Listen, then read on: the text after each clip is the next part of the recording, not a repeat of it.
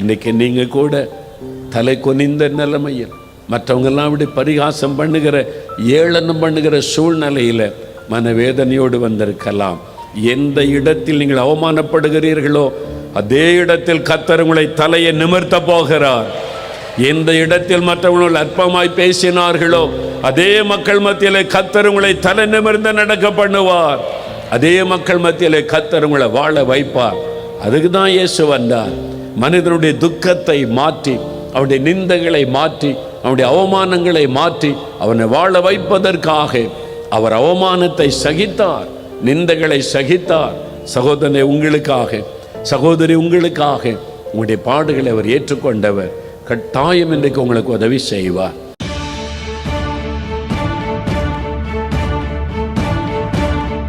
மனிதனுடைய பாவத்திலிருந்து விடுதலை பெற ஒரே ஒரு வழி இயேசு கிறிஸ்துவின் ரத்தம் சிந்துதல் இல்லாமல் பாவ மன்னிப்பு உண்டாகாது என்று வேத வசனம் சொல்லுகிறது.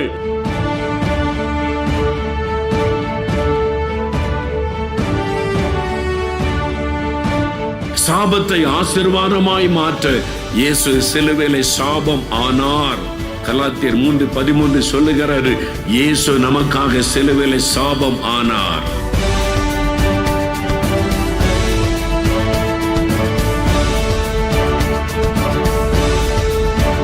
உங்கள் துக்கம் சந்தோஷமாக மாறும்.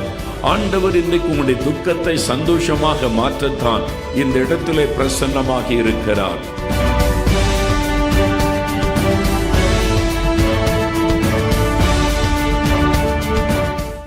வாழ்க்கையில் முன்னேறவும் முடியாமல், சமுதாயத்தில் தலை நிமிர்ந்து வாழவும் முடியாமல், நிந்தையோடும் அவமானத்தோடும் தலை குனிந்து வாழ்ந்து கொண்டிருக்கிறீர்களா? என்றைக்கு தான் இந்த நிலை மாறும் என்ற நம்பிக்கையை இழந்து வேதனையோடு வாழ்ந்து கொண்டிருக்கிறீர்களா? உங்கள் தலை குனிந்த வாழ்க்கை இயேசுவால் மாறும்.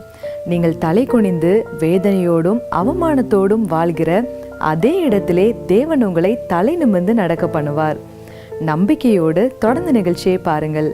இப்பொழுதும் சகோதரர் மோகன் லாசரஸ் அவர்கள் தேவ செய்தி அளித்து உங்களின் ஆசீர்வாதத்திற்காகவும் விடுதலைக்காகவும் சிறப்பு பிரார்த்தனை ஏறெடுப்பார்கள். பரிசுத்த லூக்கா எழுதின சுவிசேஷம் 13ஆம் அதிகாரம் 10 முதல் 13 வசனங்களை வாசிக்க கேட்போம். அப்பொழுது 18 வருஷமாய் பலவீனப்படுத்தும் ஆவியை கொண்ட ஒரு ஸ்திரீ அங்கே இருந்தாள். அவள் எவ்வளவு நிமிரக்கூடாத கூனியாய் இருந்தாள். இயேசு அவளை கண்டு தம்மிடத்தில் அழைத்து, ஸ்திரியே, உன் பலவீனத்தினின்று விடுதலையாக்கப்பட்டாய் என்று சொல்லி அவள் மேல் தமது கைகளை வைத்தார். உடனே அவள் நிமிர்ந்து தேவனை மகிமைப்படுத்தினாள். 18 வருஷம் ஒரு நோயினால் பாதிக்கப்பட்ட ஒரு பெண், கூனியாக இருந்த ஒரு பெண், நிமிர்ந்து நடக்க முடியாதபடி குனிந்தே நடந்து வாழ்ந்து கொண்டிருந்த ஒரு பெண், வேதனையில் இருந்த ஒரு பெண் இயேசு பிரசங்கம் பண்ணுகிற இடத்தில் வந்து அமர்ந்திருந்தாள்.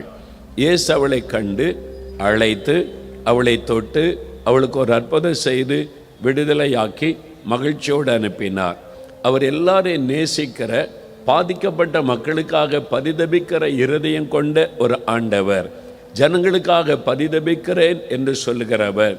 திரளான மக்களை கண்ட பொழுது இயேசு சந்தோஷப்படவில்லை. உலகமே எனக்கு பின்னால் வருகிறது, திரள் கூட்ட மக்களின் பின்னால் வருகிறார்கள் என்று இயேசு மகிழ்ச்சி அடையவும் இல்லை, பெருமை கொள்ளவும் இல்லை. அதற்கு பதிலாக ஜனங்களுக்காக நான் பரிதபிக்கிறேன், மெய்ப்பெண்ணல்லாத ஆடுகளைப் போல் இருக்கிறார்கள், தொய்ந்து போனவர்களாய் இருக்கிறார்கள். ஜனங்களுடைய நிலைமையை கண்டு அவர் மனது உருகினார். ஆகவேதான் ஜனங்களுக்கு அற்புதம் செய்தார் என்பதாக வேதத்தை வாசிக்கும் போது நாம் அறிய முடியும். 18 வருஷ வேதனையிலிருந்து ஒரு பெண்ணை ஆண்டவர் கண்டபொழுது மனது உருகி அவளுக்கு ஒரு அற்புதம் செய்தார். அவர் எப்படிப்பட்டவர்? காண்கிற ஒரு தேவன், நம்மை கண்டு வேதனைகளை கண்டு நமக்கு அற்புதம் செய்கிற தேவன். அவர் பார்த்துவிட்டு அப்படியே போய்விடுகிறவர் அல்ல, அன்போடு அவர் அழைக்கிற ஒரு ஆண்டவர். அது மாத்திரமல்ல, அற்புதம் செய்கிற ஆண்டவர். அந்த பெண் எப்படிப்பட்ட சூழ்நிலையில் வந்திருந்தாள், இயேசு அவளுக்கு எப்படிப்பட்ட அற்புதத்தை செய்திருக்கிறார் என்பதை நாம் தியானிக்க போகிறோம். இன்றைக்கு உங்களை குறித்து ஆண்டவர் உங்களோடு பேச விரும்புகிறார். நீங்கள் எந்த நிலைமையில் வந்திருக்கிறீர்கள், உங்களுடைய நிலைமை எப்படிப்பட்டதாக இருக்கிறது? இந்த பெண்ணை குறித்து தியானிக்கும் போது நாம் எப்படிப்பட்ட சூழ்நிலையில் இருக்கிறோம் என்பதை அறிந்து கொள்ள முடியும். நமக்கு எப்படிப்பட்ட ஒரு அற்புதம் தேவை என்பதை உணர்ந்து கொள்ள முடியும். அந்த அற்புதத்தை இயேசு உங்களுக்கு செய்ய போகிறார். எல்லாருக்கும் ஒரே விதமான அற்புதம் தேவை இருக்காது. சிலருக்கு பாவத்திலிருந்து விடுதலை தேவை, சிலருக்கு வியாதியிலிருந்து சுகம் தேவை, சிலருக்கு அவருடைய மன துக்கத்திலிருந்து ஒரு விடுதலை தேவை, சிலருக்கு மன அழுத்தத்திலிருந்து விடுதலை தேவை. ஒவ்வொருடைய தேவையும் வித்தியாசப்படும். இயேசு எல்லாருடைய தேவைகளை சந்திக்கிற அற்புதமான ஒரு ஆண்டவர். அதனால் இந்த பெண்ணை குறித்து நம்ம தியானித்து ஜெபிக்க போகிறோம். 11வது வசனம், லூக்கா 13:11 வாசிங்க. அப்பொழுது 18 வருஷமாய் பலவீனப்படுத்தும் ஆவியை கொண்ட ஒரு ஸ்திரீ அங்கே இருந்தாள். அவள் எவ்வளவும் நிமிரக்கூடாத கூனியாய் இருந்தாள். 18 வருஷம் கூனியாக இருந்த ஒரு பெண். அதாவது கூனியா இருக்கிறவங்கள பார்த்துருக்கீங்களா? தலை குனிந்து நடப்பாங்க. அவங்களால நம்மை போல நிமிர்ந்து நடக்க முடியாது. எங்கள் கிராமத்தில் நான் பார்த்துருக்கிறேன். நான் ஊழிய ஆரம்பித்த ஆரம்ப காலத்தில் ஒரு பாட்டியம்மா சர்ச்சுக்கு வரும்போது அப்படியே குனிந்து நடப்பாங்க. அப்பப்போ முழங்கால கை வைத்து இளைப்பாருவாங்க. அவங்கள்ட்ட போய் பாட்டியம்மான்னு பேசினா அப்படி சரிஞ்சு தான் பார்க்க முடியும், ஏன்னா நிமிர முடியாது. கூன் விழுந்த நிலைமை, தலை குனிந்த ஒரு வாழ்க்கை. இந்த மகள் பாருங்க, 18 வருஷம் தலை குனிந்த ஒரு வாழ்க்கை வாழ்ந்து கொண்டிருந்தார்கள். நிமிர்ந்து நடக்க முடியாத ஒரு வாழ்க்கை வாழ்ந்து கொண்டிருந்தாங்க. அநேக வருஷங்களுக்கு முன்னால் நான் ஒரு சின்ன பட்டணத்தில் ஊழியத்திற்கு சென்றிருந்தேன். அங்கே ஒரு வீட்டிலே நான் தங்கியிருந்தேன். அப்போ ஒரு நாள் பகல் நேரத்தில் ஒரு தகப்பனார் நான் தங்கியிருந்த வீட்டிற்கு என்னை பார்க்க வந்து விட்டார். அந்த கூட்டத்தை ஒழுங்கு பண்ணினவங்க வீட்டில் தான் நான் இருந்தேன். அவங்க சொன்னாங்க, உங்களை பார்க்க ஒரு தகப்பனார் வந்திருக்கிறார், அவங்கள்ட்ட ஜெபிக்க வேண்டுமாம் என்று சொன்னபோது வர சொல்லுங்கள் என்றேன். நான் என் அறையில் ஜெபம் பண்ணி கொண்டிருந்தேன். அவர் சொன்ன உடனே வந்து அவர் உட்கார வைத்தேன். வயதான ஒரு தகப்பனார், நான் முன்பின் பார்த்ததில்லை. ஐயா, உங்களுக்கு என்ன விஷயம் என்று கேட்டேன். சிறு பிள்ளை போல் அவர் அழுதார். குலுங்கி குலுங்கி அவர் அப்படியே அழுதார். அந்த ஒரு 5 நிமிடம் அழுதிருப்பார். நான் அமைதியாய் அவரை கவனித்தேன். அவருடைய துக்கம் பெரிது, அவருடைய வேதனை பெரிது. ஆகவே அவர் அழுது கொண்டிருந்தார். அழுது முடித்த பிறகு பேசினார், ஐயா, இதே ஊரில் நான் ஒரு நல்ல வியாபாரம் செய்தேன், கடை வைத்து நல்ல வசதியாய் வாழ்ந்தேன். என் மனைவி, என்னுடைய பிள்ளைகள் நல்ல குடும்பமாய் வாழ்ந்திருந்தோம். என் மனைவி வியாதிப்பட்டு மரித்து விட்டாள். என் மனைவி தான் எப்பவும் ஜெபம் பண்ணுவாள், சர்ச்சுக்கு போவாள், எப்பொழுதும் ஜபம் என்று இருப்பாள். நான் பிஸ்னஸில் இருந்தேன், எனக்கு நேரம் இல்லை, அதையே நான் கவனித்து கொண்டு இருந்து விட்டேன். இப்போ என் வியாபாரத்தில் நஷ்டம் ஏற்பட்டு விட்டது. நஷ்டத்தினால் வியாபாரத்தை இழந்து விட்டேன். கடன்காரர்கள் நெருக்குகிறார்கள். எனக்கு பணம் தர வேண்டியவர்கள் யாரும் எனக்கு திருப்பி தருவது இல்லை. அதனால் கடன்காரர்கள் தினந்தோறும் வந்து நெருக்குகிறார்கள். நான் இருப்பது ஒரு வாடகை வீட்டுக்கு வந்து விட்டேன். வாடகை கொடுக்க முடியவில்லை. அந்த வீட்டுக்காரர், நானும் என் வாலிப மகளும் இருக்கிறோம். வாடகை கொடுக்கல, வீட்டை விட்டு வெளியே போங்கன்னா தெருவில் தான் நாங்கள் நிற்கணும். தலை கொனிந்து வாழுகிறேன். இதே பட்டணத்தில் பெரிய ஒரு பிஸ்னஸ்மேனாக வியாபாரியாக இருந்தேன். இன்றைக்கு வியாபாரத்தை இழந்து கடன் பிரச்சனைக்குள்ளாகி தலை கொனிந்து வாழுகிறேன். என்னால் யாரையும் நிமிர்ந்து பார்க்க முடியவில்லை. தெரிந்தவர்கள் பார்த்து விடுவார்களோ என்று பயந்து ஒரு தலை கொனிவான வாழ்க்கை நான் வாழுகிறேன். மகளுக்கு திருமணம் நிச்சயிக்கப்பட்டு விட்டது. மாப்பிள்ளை வீட்டார் கேட்குறாங்க, எப்போ திருமணத்தை வைத்து கொள்ளலாம் என்று. இங்கே கடன்காரர்கள் ஒரு பக்கம் நெருக்கிறாங்க. எனக்கு ஒரு பைசா காசும் இல்லை. இதுக்கு மத்தியில் எப்படி திருமணத்தை நடத்துவது? அவர்களை சந்திக்க கூட எனக்கு வெட்கமாக இருக்கிறது. தலை கொனிந்து நிற்கிறேன், என்ன செய்வதென்றே தெரியவில்லை என்று அவர் அழுதார். எந்த இடத்தில் தலை நிமிர்ந்து ஒரு பெரிய பிஸ்னஸ்மேனாக இருந்தாரோ அதே இடத்திலே தலை குனிவு, நஷ்டம், கடன்காரர்கள், திருமணக்காரை தடைப்பட்டு விடுமோ என்ற ஒரு வேதனை. யாருக்கு என்ன பதில் சொல்வதென்றே தெரியவில்லை. மனமுடைந்து அழுதார். நான் சொன்னேன், உங்கள் பிரச்சனை உங்களுக்கு பெரிதாக இருக்கலாம், அது ஆண்டவருக்கு முன்னால் ஒன்றுமே இல்லை. அவர் இந்த பிரச்சனையை மாற்ற முடியும். அவரால் உங்களுக்கு உதவி செய்ய முடியும். இதே இடத்துல மறுபடியும் தலை நிமிர்ந்து உங்களை நடக்க செய்ய முடியும். நீங்கள் அவரை விசுவாசியுங்கள். அப்போ தான் அவர் சொன்னார், நான் ஒரு தப்பு பண்ணிட்டேன் ஐயா. நான் வியாபாரம் நீ இரவு பகலை வியாபாரத்திலே கவனம் செலுத்தினேன். என் மனைவி ஜெபிக்கிறா, என் மனைவி கூட்டத்துக்கு போகிறா, என் மனைவி பக்தியாக இருக்கானே நான் வாழ்ந்துட்டேன். நான் ஆண்டவரை தேட மறந்துட்டேன். இப்போ தான் என் தவறு எனக்கு தெரிகிறது. நான் சொன்னேன், அது ஆண்டவரிடத்தில் ஒப்பு கொடுத்து ஜெபம் பண்ணுங்கள், கர்த்தர் உங்களுக்கு உதவி செய்வார் என்ற போது முழங்காலில் நின்று கண்ணீர் விட்டு அழுதார். ஆண்டவரே, என்னை மன்னியும். நான் வாழ்ந்திருந்த பொழுது உம்மை நினைக்கவில்லை. எல்லாம் நன்றாக இருந்தபோது உம்மை மறந்து விட்டேன். இப்போ எல்லாவற்றையும் இழந்து தலை கொனிந்து நிற்கிறேன். என் பாவத்தை மன்னித்து உதவி செய்யும் என்று ஜெபித்தார்கள். நான் அவளுக்காய் ஜெபித்து, ஒன்றும் பயப்படாதங்க, மகளுடைய திருமணத்தை கர்த்தர் நடத்துவார், இதே இடத்தில் உங்களை கர்த்தர் வாழ வைப்பார் என்று சொன்னேன். சரி என்று மகிழ்ச்சியோடு போனார்கள். சில நாள் கழித்தது என்னை தேடி வந்தார்கள். எனக்கு மனசுக்கு இப்போ நிம்மதியாக ஒரு விசுவாச நம்பிக்கை வந்திருக்குது. ஆண்டவர் என்னை வாழ வைப்பார், என்னை கைவிட மாட்டார் என்ற ஒரு பெரிய நம்பிக்கை வந்திருக்கிறது என்று. அதே மாதிரி கர்த்தர் செய்வார். மகளுடைய திருமணத்துக்கு என்ன செய்வது? இப்போ நீங்கள் ஆண்டவருடைய பிள்ளை, தகப்பன் அவர் கவனித்து கொள்ளுவார். விசுவாசத்தோடு திருமணத்துக்கான நாளை குறித்து ஒழுங்கு பண்ணுங்கள் என்றேன். அதே மாதிரி நாள் ஒழுங்கு செய்யப்பட்டது. நான் திருமணத்துக்கு போயிருந்தேன். எல்லாம் முடிந்த அந்த ஐயாவை சந்தித்த போது அவர் சொன்னார், எப்படி இந்த திருமணம் நடக்கிறது, தேவைகள் எப்படி சந்திக்கப்படுகிறது, என்னால் விளங்கி கொள்ளவே முடியவில்லை. ஆண்டவர் அற்புதமாய் ஒவ்வொரு தேவைகளை சந்தித்து மகிமையாய் நடத்தி கொண்டிருக்கிறார். என் இயேசு எவ்வளவு நல்லவர் என்பதை ருசிக்கிறேன் என்பதாய் சொன்னார்கள். திருமணம் முடிந்தது. ஒரு வாரம் கழிச்சு என்னை திரும்ப தேடி வந்தார். என் மகளுக்கு நல்ல வாழ்க்கை அமைஞ்சிட்டு, இனிமே கடன்காரர்களுக்கு நான் பதில் சொல்லணும், எனக்கு வருமானத்துக்கு வழி இல்லையே, என்ன செய்வது? ஆண்டவர் வழி உண்டாக்குவார். வழி இல்லாத இடத்தில் வழி திறக்கிறவர் தான் ஆண்டவர். விசுவாசிங்க. சரி என்று ஜெபம் பண்ணி அனுப்பினேன். ஒரு அற்புதம் நடந்தது பாருங்கள்.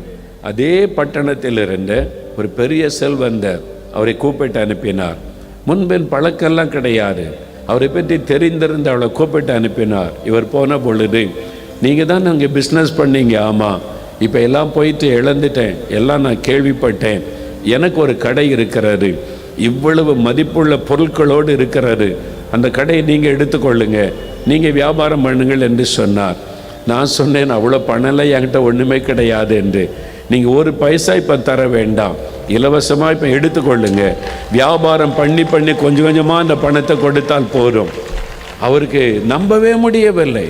இந்த காலத்தில் இப்படி நடக்குமா? பல்லாயிரம் ரூபாய் மதிப்புள்ள பொருட்களோடு ஒரு ஆள் அந்த கடையை அப்படியே தூக்கி தர முடியுமா? அந்த கடைக்கு நான் போயிருந்தேன். அவர் வியாபார இடத்துக்கு போய் அவர் சொன்னார், என்னால் நம்பவே முடியல ஐயா, என்னையும் ஆண்டவர் பிச்சைக்கான தெருவில் நின்ற என்னை, தலை குனிந்து நின்ற என்னை மறுபடியும் தேவன் தலை நிமிர்ந்து நடக்க பண்ணி இருக்கிறார் என்று மகிழ்ச்சியோடு சொன்னார்கள். அதுதான் இயேசு. உங்கள் வாழ்க்கையில் நம்பிக்கை இழந்து வந்திருக்கிறீங்களா? எல்லாம் முடிந்து விட்டது, இனிமேல் என்ன செய்வது, வாழ முடியாது என்று கலங்கி வந்திருக்கிறீர்களா? உங்களை வாழ வைக்கிற ஒரு ஆண்டவர் உண்டு. அதுதான் ஆண்டவர் இயேசு கிறிஸ்து. அவரை விசுவாசித்து அவரை ஏற்றுக்கொண்டு அவரை நோக்கி விண்ணப்பம் பண்ணி பாருங்கள். திறக்காத கதவுகள் உங்களுக்காக திறக்கும். வழி இல்லாத இடத்தில் வழி உண்டாகும். உங்களுடைய தேவைகளை சந்திக்க அவர் அற்புதங்களை செய்வார். எந்த கடன் பிரச்சனைகள், நிந்தைகள், நெருக்கத்திலிருந்து விடுதலையாக்கி எந்த இடத்தில் தலை குனிந்தீர்களோ அதே இடத்தில் நிமிர்ந்து நடக்க பண்ணுவார்.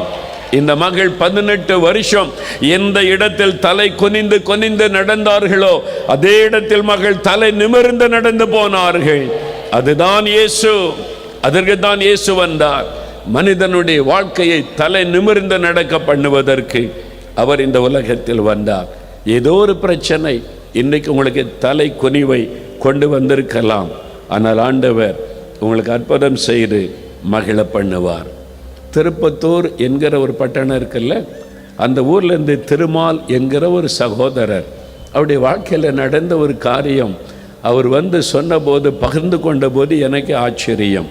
அவர் ஒரு கிறிஸ்தவர் அல்ல, அவர் ரொம்ப பக்தி உள்ளவர், பக்தியோடு தெய்வ வணக்கம் செய்கிறவர், தெய்வத்தை தேடுகிற அவ்வளோ பக்தி உள்ள ஒரு நல்ல மனிதர்.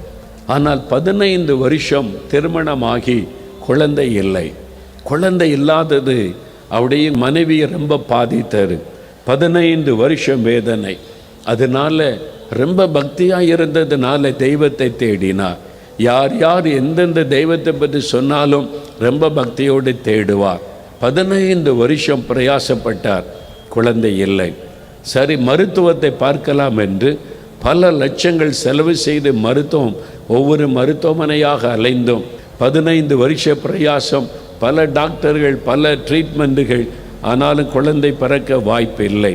மிகுந்த வேதனையோடு அப்போ சொன்னாங்க, மந்திரவாதம் பண்ணு, அந்த மாதிரி கிரியைகளெல்லாம் அழிஞ்சிருன்னு சொல்லி மந்திரவாதம் செய்ய போகிறார். அதுக்கு பணம் கொடுத்து மந்திரவாதம் பண்ணி அந்த தாயத்துக்களை அணிந்து கொண்டார். அப்படியாவது குழந்தை பிறக்காதா என்பதாய் எவ்வளோ ஒரு ஏக்கத்தோடு கணவனும் மனைவியும். கடைசியில் எல்லாம் போய்விட்டது. இப்பொழுது சுற்றிலும் இருந்தவர்கள் பேசின வார்த்தைகள், அவங்க கடினமான வார்த்தைகள். அவர் சொன்னது அவரை குற்றப்படுத்தி, அவரை வேதனைப்படும்படி அந்த சுற்றுவட்டாரத்தில் இருந்த மக்களை பேசின வார்த்தைகள் அவரை காயப்படுத்தினர். குழந்தையோடு யாராவது வந்தால் விலகி போய் விடுவார்கள். அவருடைய மனைவியை பார்த்துவிட்டு விலகி போய் விடுவார்கள். இவள் குழந்தை இல்லாதவள் என்று சொல்லி குழந்தை கூட காட்ட மாட்டாங்களாம். அந்த அளவுக்கு அவங்க ஒதுக்கப்பட்டார்கள். எப்படி இருக்கும்? வீட்டை விட்டு வெளியே வரமாட்டார்கள். மக்களை சந்திப்பதற்கு ஒரு வேதனை. எந்த உறவினர் வீட்டுக்கும் போவதில்லை. போனால் இதைத்தான் கேட்பாங்க, குழந்தை இல்லையா, குழந்தை இல்லையா சொல்லி சொல்லி கடினமான வார்த்தைகளை சொல்லி வேதனைப்படுத்துவார்களாம். அதனால் எந்த வீட்டுக்கும் போவதில்லை. அவர்களும் அவருடைய குடும்பம், அந்த கணவன் மனைவி வேலைக்கு போயிட்டு வந்த துக்கத்தோடு இருப்பார்கள். ஏன் வாழணும்? இந்த மாதிரி நிந்தைக்கு நடுவில் ஏன் வாழணும்? வெளியில் நடமாட முடியல, எல்லாம் அவமானப்படுத்துகிறார்கள்.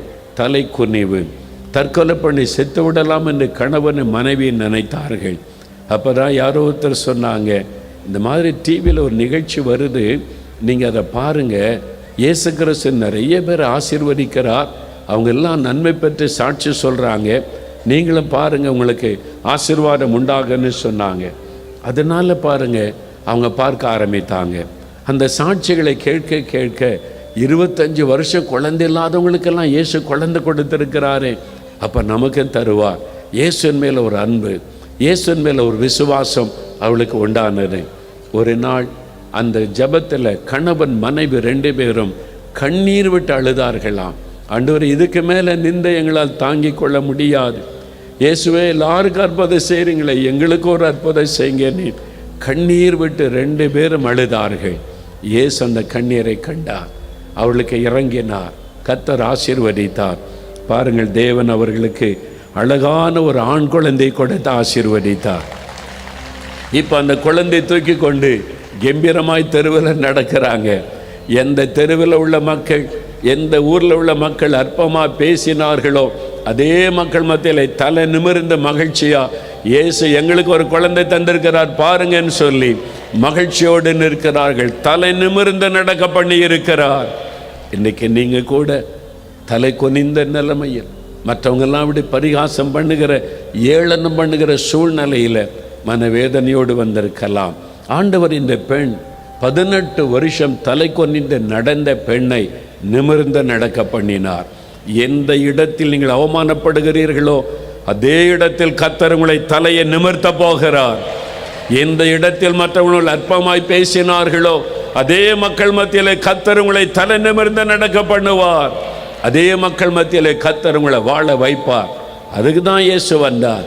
மனிதனுடைய துக்கத்தை மாற்றி, அவனுடைய நிந்தைகளை மாற்றி, அவனுடைய அவமானங்களை மாற்றி அவனை வாழ வைப்பதற்காக அவர் அவமானத்தை சகித்தார், நிந்தைகளை சகித்தார்.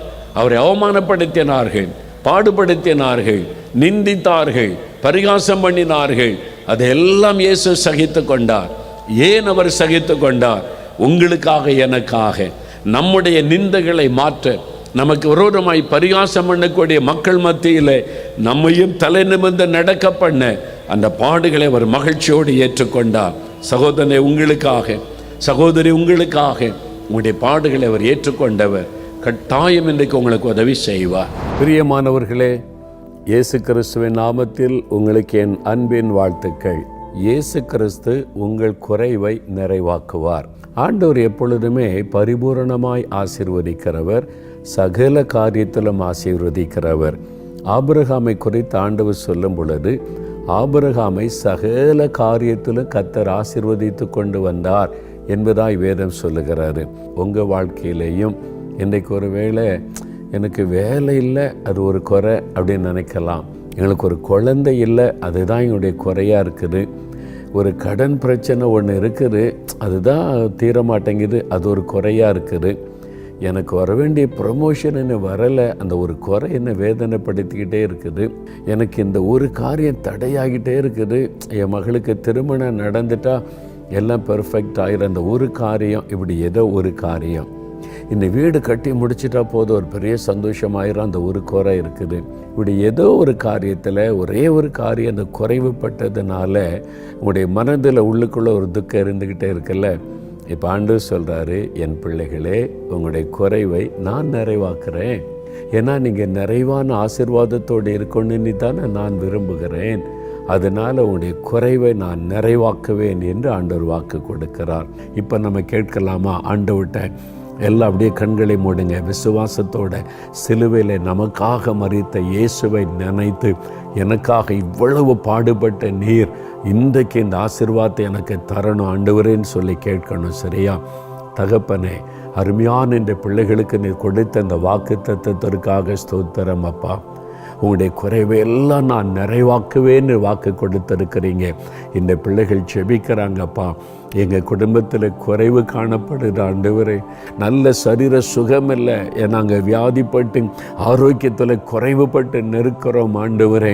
ஆண்டவரே, எங்கள் குடும்பத்தை நிறைவாக நீங்கள் ஆசீர்வதிக்கணுமே. எங்கள் வீட்டில் ஒரு சமாதான, சந்தோஷம், மகிழ்ச்சி நிறைவாக இருக்கணுமே. அந்த வாக்கு கொடுத்தபடி நிறைவை தாங்கன்னு சொல்லி யார் யார் ஜெபிக்கிறாங்களோ அவங்களுக்கெல்லாம் அற்புதம் செய்யுங்க. இவங்களுக்காகத்தானே சிலுவையில் ரத்த சிந்தை மறித்தீங்க, அதை நினைத்தருளுங்க. இன்றைக்கு எல்லா குறைவுகளும் இயேசுவின் நாமத்தில் நிறைவாக்கப்படட்டும். குறைவுகள் மாறட்டும். அற்புதமான சுகம் உண்டாகி வியாதிகள் மறைந்து நல்ல ஆரோக்கியம் உண்டாகட்டும். ஒருமனமற்ற தன்மைகள், சண்டைகள், பிரிவினைகள், குழப்பங்கள் எல்லாம் இயேசுவின் நாமத்தில் நீங்கி ஒரு சமாதானம், அன்பு, சந்தோஷம் வீட்டுக்குள்ளே பூரணமாய் உண்டாகட்டும். குழந்தை இல்லை என்கிற குறைவுகள் மாறும்படி கற்பத்தின் ஆசீர்வாதம் உண்டாகட்டும். பண பற்றாக்குறை, குறைவு இருக்கிறதே என்கிற வேதனை நீங்கி செழிப்பும் நன்மையும் உண்டாகட்டும். வருமானத்திற்கு வழிகள் திறக்கப்படட்டும். வேலையிலே உயர்வு உண்டாகட்டும். பிசினஸிலே ஆசீர்வாதம் உண்டாகட்டும். நீர் அப்படி ஆசீர்வதித்ததற்காக ஸ்தோத்திரம், ஸ்தோத்திரம், ஸ்தோத்திரம் அப்பா. தகப்பனே, நீர் வாக்கு கொடுத்தபடி இந்த பிள்ளைகளுடைய வாழ்க்கையில் இருக்கிற எல்லா குறைவுகளையும் நீர் மாற்றி நிறைவான ஆசீர்வாதத்தை அருளிவிட்டதற்காக உமக்கு ஸ்தோத்திரம், ஸ்தோத்திரம். இயேசு கிறிஸ்துவின் நாமத்தில் ஜெபிக்கிறோம் பிதாவே. ஆமேன், ஆமேன். பிரியமானவர்களே, நிகழ்ச்சியை பார்த்து ஆசீர்வதிக்கப்பட்டிருப்பீர்கள் என்று நாங்கள் நம்புகிறோம். நீங்கள் பெற்றுக்கொண்ட நன்மைகளை எங்களுக்கு தெரியப்படுத்த மறவாதிருங்கள். தேவ கிருபை உங்கள் அனைவரோடும் கூட இருப்பதாக. ஆமேன். For further details and prayer support, contact Jesus Redeems Ministries, Navlamavadi, Thoothukudi District, 628-211. Our phone number 04639 353535. info@jesusredeems.org. Our website www.jesusredeems.com. God bless you.